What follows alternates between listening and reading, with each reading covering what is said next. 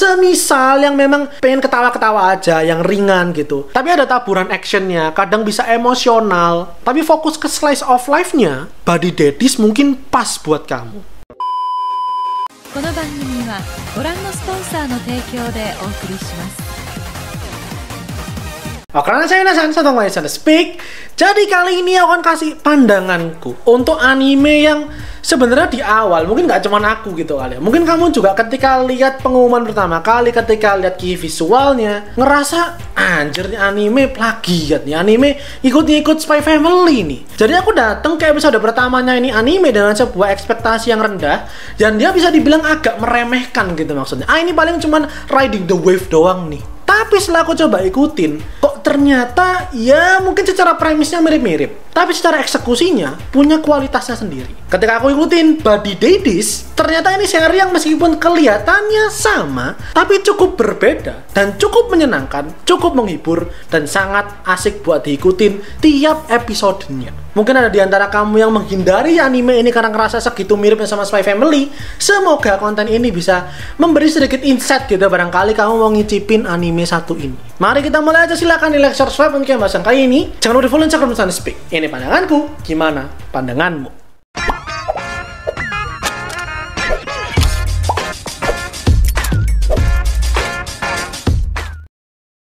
Body Daddies diumumkan di akhir tahun kemarin, siap tayang dan sudah rilis di Januari 2023 ini. Sebuah anime original dari PA Works yang pernah aku singgung gitu ya. Secara kualitas grafis, secara animasi, secara desain karakternya nggak perlu diragukan. PA Works jagonya, terutama untuk anime-anime slice of life. Pun halnya dengan di Body Daddies ini. Dijadwalkan akan tayang 12 episode per video ini aku shoot itu yang terbaru episode 8. Aku tahu sebenarnya aku nggak perlu jelasin sinopsisnya, karena lihat key visualnya doang, lihat posternya atau lihat trailernya doang kamu udah kebayang ini anime arahnya kemana. Cuman anyway, mari kita lakukan sebagai formalitas, dan mungkin ada hal yang belum kamu tahu soal sinopsisnya seri satu ini. Body Daddies ceritanya berfokus pada duo pembunuh bayaran namanya Rei sama Kazuki. Kazuki yang otak, Rei yang ototnya. Si Rei sendiri itu bisa dibilang anak dari organisasi asasinnya ini. Jadi emang secara kemampuan dan insting membunuh, insting bertarung, nggak perlu diragukan. Suatu hari mereka dapat sebuah pekerjaan di malam Natal. Mereka disuruh bunuh salah satu pelaku sindikat perdagangan manusia. Ketika mereka udah siapin segala macam, semua rencananya matang, dieksekusi semuanya lancar, tiba-tiba rencana yang mulus ini diganggu oleh seorang bocil yang entah dari mana datang. Dia mondar-mandir ke sana kemari, dia masuk ke gedung dan venue yang jadi target pembunuhannya ini untuk mencari ayahnya dia. Yang ternyata ayahnya adalah target yang mau dibunuh sama duo karakter utama kita ini. Ketika akhirnya si target ini dibunuh, otomatis si bocil ini namanya Miri, dia nggak punya bapak dong. Dan dia sendiri selama ini nggak ngerti bapaknya itu siapa. Dia tinggal sama mamanya selama ini, tapi kemudian dikirim sama mamanya buat nyari si ayahnya ini. Sekarang ayahnya mati. Miri yang masih bocil nggak ngerti apa-apa. Maka dia merasa, dia mengira, dia menganggap, dia meyakini bahwa Kazuki adalah ayahnya dia. Dan dari sanalah akhirnya, masa iya ini ada bocil ditinggal gitu aja gitu kan. Dibawalah pulang akhirnya sama Kazuki sama si Rei. Dalam perjalanan nanti mereka akan coba mencari tahu ibunya ini siapa sih gitu, yang seenaknya gitu aja ngirim bocil belum 5 tahun jalan-jalan naik kereta segala macam nyari ayahnya ini siapa sih sebenarnya. Pun halnya dengan permasalahan pribadi di antara mereka, masa lalu yang pahit dalam perjalanannya akan dikuak selagi mereka harus belajar menjadi seorang daddy, jadi seorang ayah buat si bocil Miri ini. Tapi di saat yang sama mereka harus menjaga rahasianya ini. Rahasia kalau mereka mengasuh, mengadopsi seorang bocil yang tentu bakal berbahaya dan mengganggu pekerjaan mereka. Jadi itu kurang lebih premisnya untuk Body Daddies ini. Sebuah kisah yang berasal dari seorang duo pembunuh yang harus menjadi figur ayah untuk bocil yang datang entah dari mana. Mari kita masuk dulu untuk ke audionya. Opening dan ending sejujurnya nggak yang terlalu memorable banget. Enak, oke, endingnya skippable buatku. Opening nggak yang terlalu berkesan banget, tapi cukup enak memang lantunannya untuk membuka tiap episode ceritanya. Secara seiyu pun juga nggak ada masalah, semuanya sangat oke, terutama untuk seiyunya si Miri yang menurutku memang sangat imersif sekali gitu ya. Karakternya Miri ini kan bocil yang bener-bener petakilan gitu ya, bener-bener aktif kesana kemari. Dan Hinakino sebagai seiyunya berhasil membawakan dan mengangkat karakter tersebut.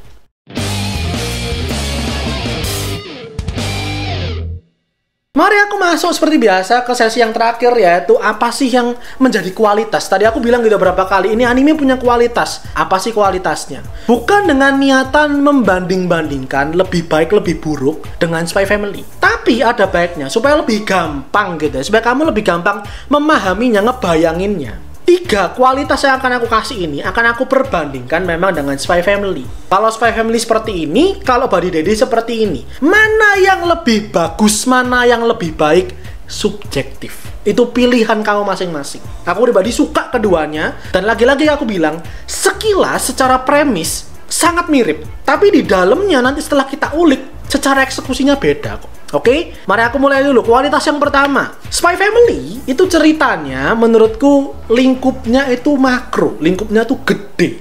Dalam artian, ceritanya berangkat dari sebuah misi untuk mendamaikan 2 negara, mencegah terjadinya konflik antar Westalia sama Ostania. Baru dari sanalah muncullah ada si bocil Anya, muncul ada si Bu Yor, dan Lloyd harus berpura-pura jadi suami, jadi ayah, muncullah keluarga palsu ini. Berangkatnya tapi dari sebuah lingkup yang makro, yang gede banget. Permasalahannya adalah permasalahan 2 negara bilateral. Sementara kalau di Body Daddies, lingkupnya itu mikro. Lingkupnya memang kehidupan personal. Memang fokusnya dari kehidupan si Rei sama Kazuki ini, yang tiba-tiba hidup mereka yang adem ayem dan sebenarnya penuh tantangan juga gitu ya. Mereka bisa mati kapanpun, tiba-tiba kedatangan si bocil satu ini. Di Spy Family itu aku ngerasanya gitu ya, in a sense memang yang disuguhkan utama adalah drama keluarganya, soal parentingnya. Tapi selalu ada bayang-bayang misi agen mata-matanya. Semua terhubung dengan Operation Strix-nya. Dan itu tergambar dari karakternya si Lloyd gitu maksudnya. Tapi di Body Daddies, yang kita kira gitu maksudnya ya, ini cerita tentang pembunuh, maka harusnya akan ada banyak actionnya.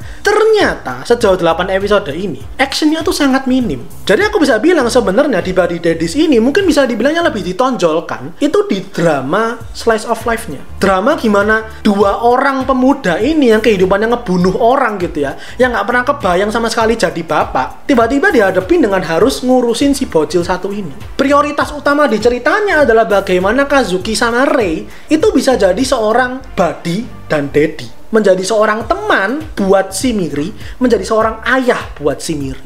Kualitas yang kedua adalah di skenarionya. Dalam artian tuh gini, buat yang sudah nonton kamu bakal ngerasa di beberapa episode, bahkan mungkin banyak gitu ya, secara idenya, secara tema, secara premis itu mirip kayak Spy Family. Misal di Body Daddies ada satu episode, si Miri itu pengen tahu kerjaan ayahnya tuh apa sih, maka dia ngikutin ayahnya diam-diam, dia coba cari tahu ayahnya itu kerjanya apa. Sama itu kan juga ada di Spy Family. Anya kan juga pernah gitu ya, dikasih tugas sama sekolahnya, disuruh kasih tahu, disuruh inspeksi ayahnya tuh kerjaannya apa. Bedanya kalau di Spy Family, Anyanya nggak diem-diem, dia emang diajak sama Lloyd, tapi Lloydnya mengskenariokan semuanya. Itu satu contoh. Secara premis sama, seorang anak pengen tahu kerjaan ayahnya apa, tapi secara eksekusinya beda. Dan kamu akan temukan ini di beberapa episode. Tapi itulah menurutku yang berhasil di Body Daddies. Gimana premis-premis yang sudah pernah kita dapatkan, sudah pernah kita tonton, sudah pernah kita temukan, itu bisa dicari celah lainnya tuh kayak gimana. Cari skenario lainnya bakal seperti apa. Ditambah kunci dari kedua seri ini masing-masing, yaitu si karakter bocilnya, yang meskipun sama-sama gadis masih kecil, tapi secara karakternya mereka beda. Dan alhasil bikin skenario yang dihadapi sama orang tuanya beda. Yang paling menonjol adalah bedanya, Miri itu sangat amat aktif, tipikal anak yang sangat amat petakilan, yang nggak bisa diem sama sekali, yang harus selalu gerak ke sana kemari. Beda dengan Anya, yang menurutku Anya tuh meskipun ada curiosity-nya gitu, ada rasa tengilnya juga, kelakuannya kadang aneh-aneh, tapi dia masih bisa behave, dia masih bisa bersikap baik, masih bisa agak mikir gitu loh. Miri entah mungkin karena dia tuh lebih muda gitu kali ya, lebih kecil gitu maksudnya, sehingga sangat amat petakilan, nggak bisa diatur, susah banget diomongin. Itu aja udah jadi satu pembeda antara dua karakter bocil ini. Dan kayak aku bilang tadi, akhirnya apa yang harus dihadapi sama orang tuanya mereka itu pun juga beda. Kualitasnya yang ketiga adalah kayak yang tadi aku bilang, Buddy Daddies tuh memang fokusnya cenderungnya tuh lebih menekankan ke slice of life komedi drama. Ada actionnya di bagian awal-awal gitu maksudnya, dan cukup memuaskan gitu sebenarnya. Tapi so far ternyata tidak begitu terlalu disorot. Mungkin kalau yang ngikutin animenya kita tahu ya, bau-baunya nih sisa 4 episode ke belakang bakal ada actionnya tuh kelihatannya. Cuman karena ceritanya itu tadi fokusnya ke kehidupan personal si dua karakter utamanya, dengan kehidupan sehari-hari mereka, kehidupan komedinya mereka, kebingungan dan dilemanya mereka untuk ngadepin seorang bocil, ceritanya itu terasa lebih ringan dan lebih santai. Bukan dalam artian Spy Family berarti berat banget gitu, enggak. Cuman kita semua tahu Spy Family itu emang berangkatnya itu kan premisnya sebenarnya dark gitu ya. Dari perang, kematian, konflik. Sehingga ketika ngeliat aksi 3 karakter utama kita, selalu ada rasa deg-degannya. Ada rasa deg-degan kalau penyamaran mereka terbongkar, kalau misinya mereka gagal. Itu sebenarnya jadi satu keseruan tersendiri. Lagi-lagi, bukan berarti jelek, enggak ya, jangan disalahpahami. Itu daya tariknya Spy Family. Ada unsur deg-degannya itu yang bikin menarik. Tapi buat kamu semisal yang memang pengen ketawa-ketawa aja, yang ringan gitu, tapi ada taburan actionnya, kadang bisa emosional, tapi fokus ke slice of life-nya, Buddy Daddies mungkin pas buat kamu. Memang mereka berusaha keras untuk melindungi identitasnya mereka. Mereka berusaha keras supaya nggak terbongkar mereka punya anak. Tapi setidaknya karena lagi-lagi cakupannya tuh mikro gitu ya, bukan yang makro kayak Spy Family. Di Buddy Daddies, dinamikanya terasa lebih ringan, terasa lebih santai. Atau mungkin bukan lebih santai gitu kali ya, mungkin terasa lebih kayak bebannya lebih ringan. Stake atau risiko yang dipertaruhkan untuk skenario palsunya mereka itu tidak sebesar di Spy Family. Dan itu aja untuk konten kali ini. Satu pandanganku untuk seri Buddy Daddies ini yang lagi-lagi secara garis besarnya bisa aku bilang, aku datang dengan sebuah ekspektasi yang rendah, aku cukup meremehkan, tapi akhirnya sekarang aku sangat menikmati dan jujur animenya berjalan di luar ekspektasiku. Itu untuk konten kali ini. Gimana pendapat kamu yang udah nonton animenya? Kamu menikmati juga kah? Kamu sama-sama merasakan ekspektasi kamu terpatahkan juga kah? Silahkan taruh aja di kolom komentar. Itu dulu, silahkan like video ini pembahasan kali ini, seluruh komentar di-share kalian. Dan terakhir, jangan di-follow Instagram Soundspeak dan subscribe. Buat kamu yang mau menikmati lebih banyak konten anime dan manga dari channel Soundspeak. Karena anime dan manga yang aku suka dan yang kamu suka. So, see you guys in the next video. Itadashi minasan.